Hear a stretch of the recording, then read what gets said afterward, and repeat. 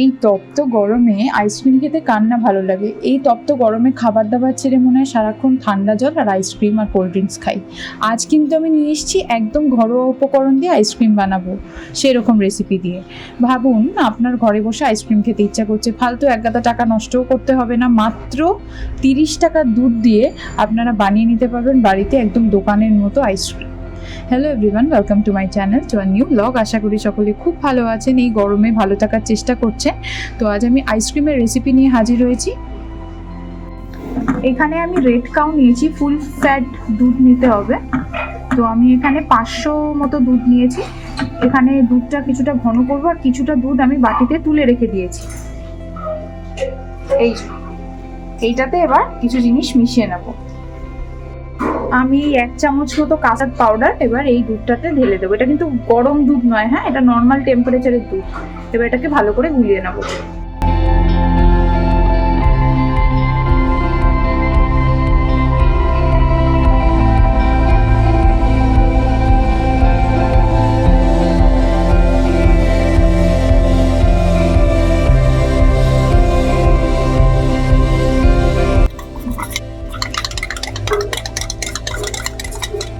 এবার এর মধ্যে আমি গুঁড়ো দুধ মেশাবো। আমি প্রায় 4 থেকে 5 চামচ মতো গুঁড়ো দুধ এবার দিয়ে দেবো, দিয়ে একটু ভালো করে মিশিয়ে নেব।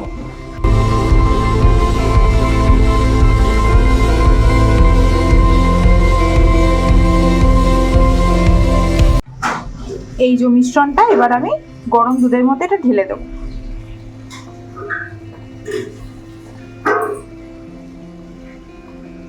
আমি লো মিডিয়ামে রেখে দিয়েছি, কিন্তু এটা ঢালার সময় ঢেলেই কিন্তু কন্টিনিউয়াসলি নাড়তে হবে। এটা দেখেছেন চারিপাশে সর জমা হয়েছে, সরগুলো কিন্তু কাখিয়ে নিয়ে দুধের সাথে মিশিয়ে দিতে হবে।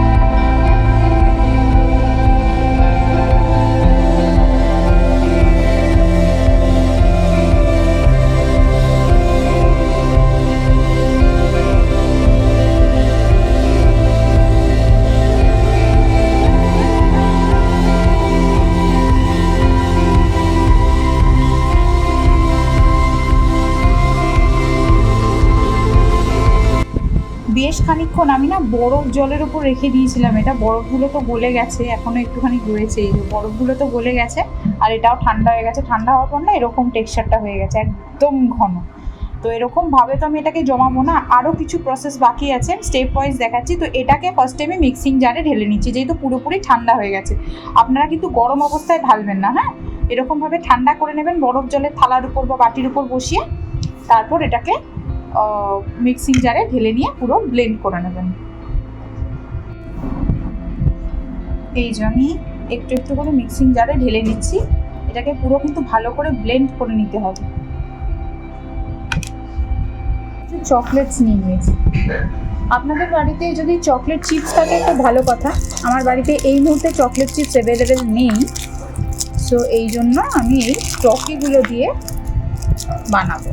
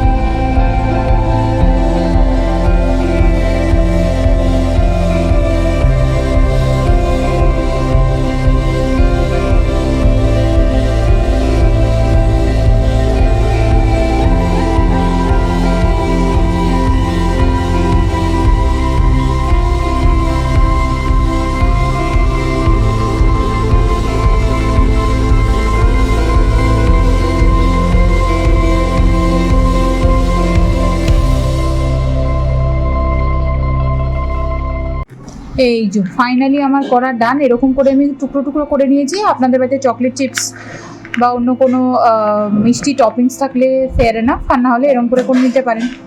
আমি সহজ একদম সিম্পল ওয়েতে দেখাচ্ছি ঘরের জিনিস দিয়ে কীভাবে বানাতে পারবেন। আর টফি আমার মনে হয় সবার বাড়িতেই কম বেশি অ্যাভেলেবেল থাকবে, বা চকলেটের পিস টুকরো টুকরো করে দিতে পারেন। মিক্সিতে করার পর টেক্সচারটা ঠিক এরকম হয়ে গেছে, একদম স্মুথ মিল্কশেকের মতো টেক্সচার। এবার এটাকে জমাতে হবে। আমি এরকম একটা মোল্ড নিয়ে নিয়েছি, এটা আইসক্রিমেরই বেসিক্যালি। আমি এর মধ্যেই জমাবো, বাড়িতে ছিল, এটাতেই জমাবো আমি।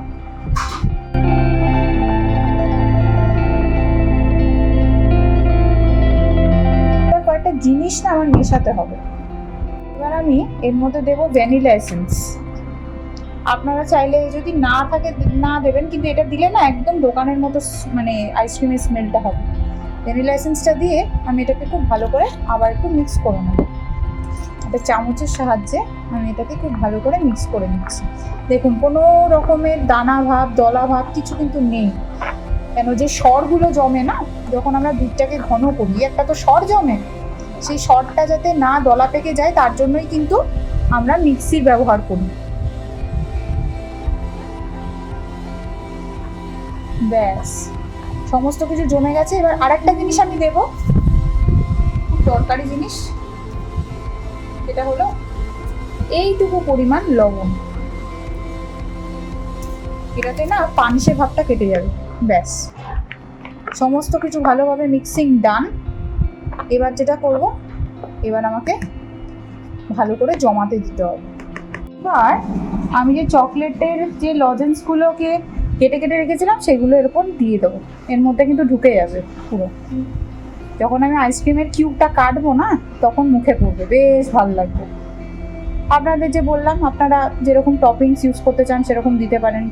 সেটা হতে পারে চকলেট চিপস, সেটা হতে পারে চকলেটের টুকরো, বা অন্য কোনো রকমের টপিংস। যেরকম আরও টপিংস রয়েছে, আপনার মার্কেটে একটু দেখে নেবেন যেরকমটা ইজিলি পাবেন। আর যদি সেরকম না হয় তাহলে ইক্লেয়ার্স বা এরকম টফি কেটেও দিয়ে দিতে পারেন, কিন্তু বেশ ভালো লাগবে। কাজু পিস্তা এগুলো দিতে পারেন। আমি কাজু বাদাম পেস্তা অতটা পছন্দ করি না বলে দিলাম না। এই হচ্ছে আমার পুরো লুকস। এবার আমি এটাকে জমাতে দেব। ভালো করে এটাকে আটকে দিলাম। পুরো 9 to 10 আওয়ার্স আমি এটাকে ডিপ ফ্রিজে রেখে দেবো। তো 9 to 10 আওয়ার্স পর আবার আসছি। ফাইনালি ফিরে আসলাম 10 ঘন্টা মতো পর। জাস্ট ও দারুণ সুন্দর জমেছে দেখুন। এবার আমি কেটে এটাতে সেট করছি। উঠছে দেখুন।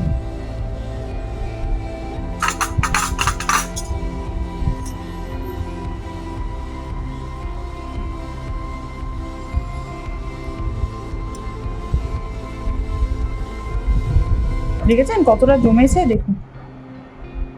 সি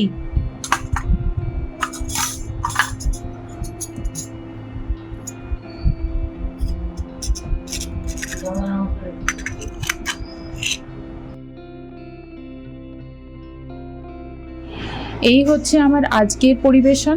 আজকের আমার আইসক্রিমটার রেসিপিটা কেমন লাগলো অবশ্যই আমার কমেন্ট বক্সে জানাবেন। যদি ভালো লেগে থাকে do like comment share and subscribe.